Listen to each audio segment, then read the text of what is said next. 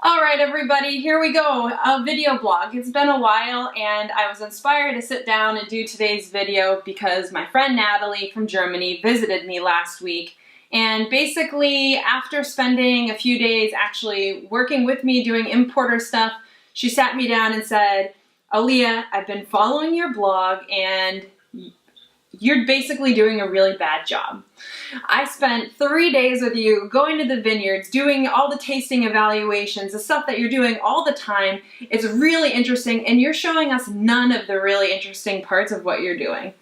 So why don't you make, everything even more believable and show us all the work that you're doing?"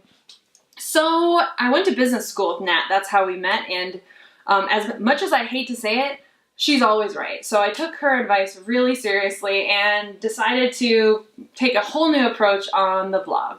So I'm really excited because I'm going to attempt to just show exactly what we're doing, what are the steps, and answer not just the questions about, hey, travel, and hey, what we saw, what we did, but how do we think about it? How do we make our decisions? What is the strategy? What are the things we have to think about and decide along the way, and actually show that to everybody.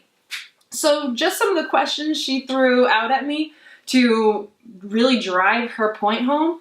She said, "Aaliyah, you told everyone you were going to China and then you never even really showed us what happened in China. You spent time in Spain and Portugal and you're importing wines from there? We know you spent a while in France. Why didn't you import any wines from France? Okay, so you picked 7 wines." And she said, "Well, Aaliyah, how many wines did you try to pick those 7? And I said, I don't know, about 1,000. And she said, "I can't believe you haven't told anybody this." And she's right. There's a lot of really interesting things we've been learning along the way, having a ball, and it's time to kind of settle down and make sure we're sharing all the details of this really cool story.